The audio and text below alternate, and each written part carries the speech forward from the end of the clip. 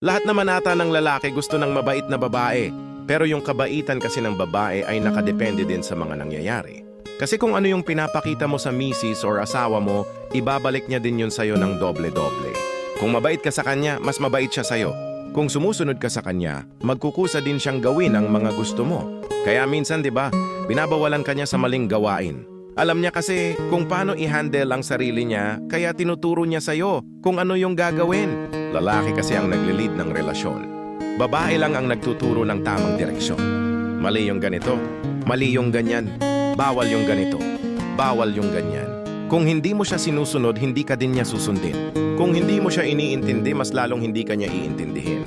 Hindi ganti ang tawag doon. Ang tawag doon, reflection lang. Kumbaga, ginagawa niya sa iyo yung mga bagay na natutunan din niya sa iyo. Kung ano siya ngayon, yan yung resulta ng mga ginagawa mo. Kung ano yung nakikita niya sa iyo, yun din ang gagawin niya. Kaya kung gusto mo ng mabait na misis o asawa mo sa iyo, maging matino ka din mo ng mister o asawa.